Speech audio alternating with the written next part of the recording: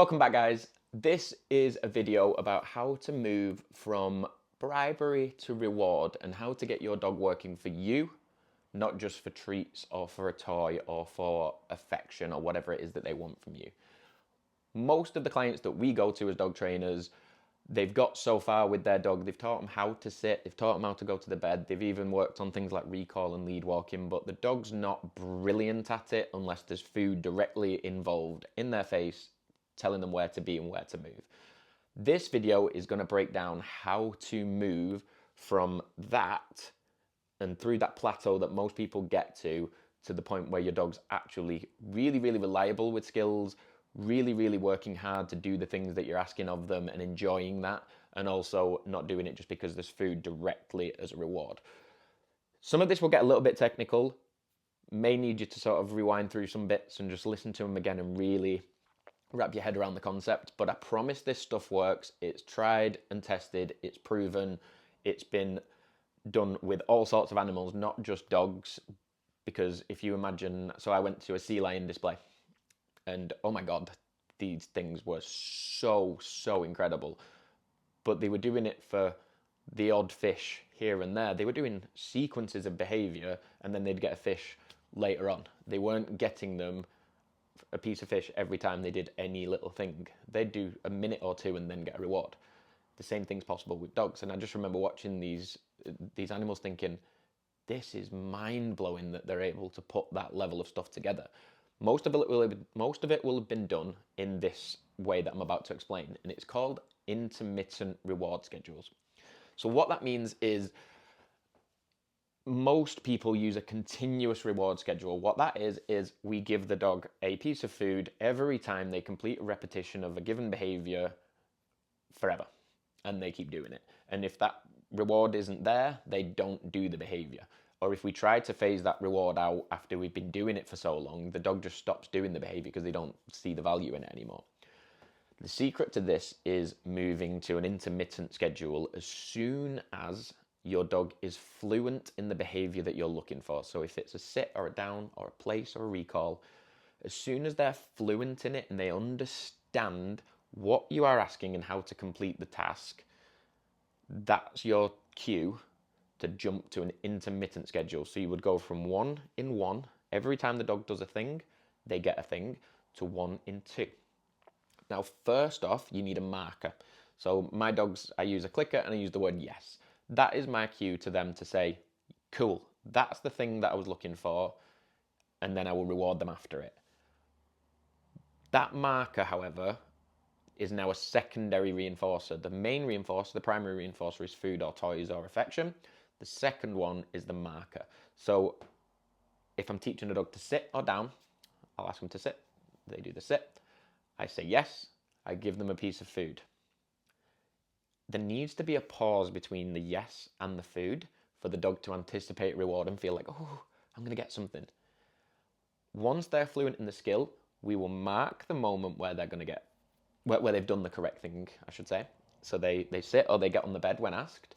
We say yes, and we withhold the reward. And then we do a rep of something different, or we do another rep of the same behavior. And then we say yes, and we reward them on a 1 in 2 schedule. So they start to realize, oh, I've got to work a little bit harder here. And that rut that they're starting to get into, that plateau they're starting to reach, gets blown wide open because they're like, right, okay, it's not just that for that anymore. It's that and that for that. When they're then fluent in the behavior at that level, you can move to 1 in 3. Same again, move to 1 in 4. For the average dog, we don't really need to worry about going much deeper than 4 out of every sort of, one reward for every 4 repetitions of behaviors. We just don't need to. That's going to get the average pet dog way past every other dog that you see out on your walks, because they're not working for a direct reward like most dogs are and just picking and choosing. They're working for work because they love doing it. The theory behind this is, if you knew, if I press that button, I get 10 pence, and you press the button and you get 10 pence. But there's a chance that if I go over there and do something else, I might get 50 quid.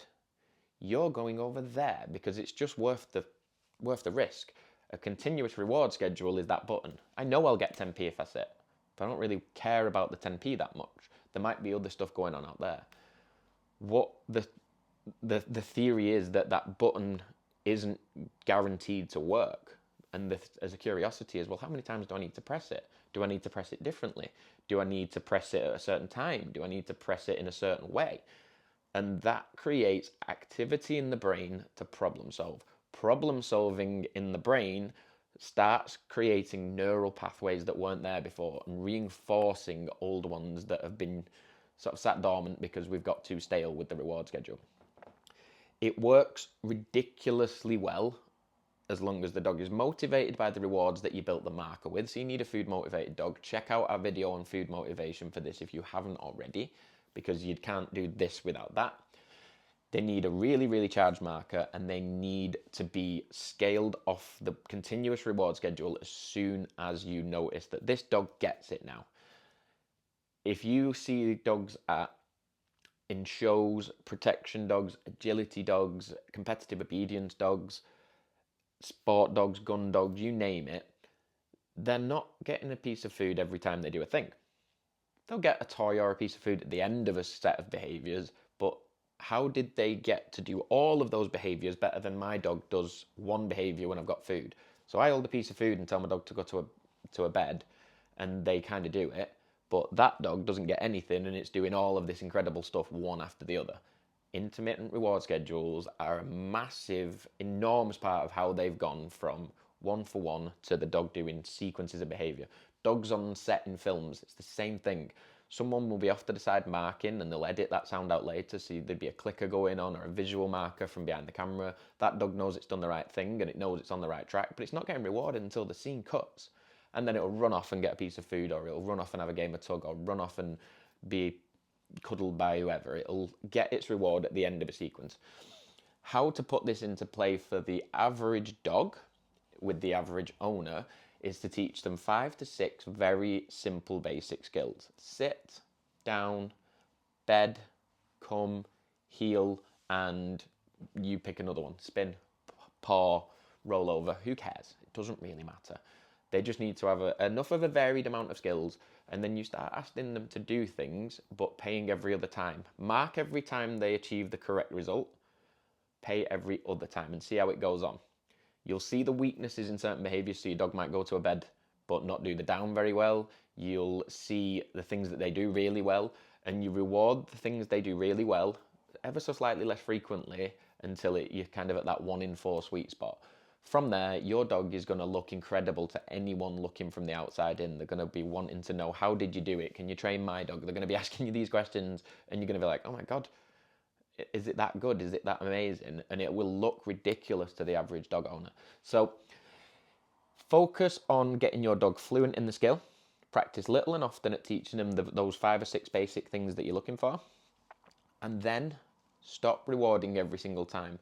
I know it feels weird because I want the dog to do it again, and a reward creates a higher desire to repeat a behavior, but there is limitations to that, and this is how we break through those limitations and ask our dog to do complex sequences of behaviors in a row, but also to solidify how good those individual behaviors are within a sequence. So even if it's just go to your bed and lie down, that's a sequence of behaviors, and then stay there for an extended period of time, or recall from distractions and then walk to heel for 50 yards, whatever it is. Intermittent rewarding is the way to get there. Practice this for yourself, try it with some simple stuff, and just see what happens. If you mark the times that your dog does the correct thing, but only pay every other marker, you'll be amazed at how quickly it starts to work. If you have any issues with this, we do have a few other videos on this kind of stuff coming out, but for now, this is how to get your dog through those plateaus.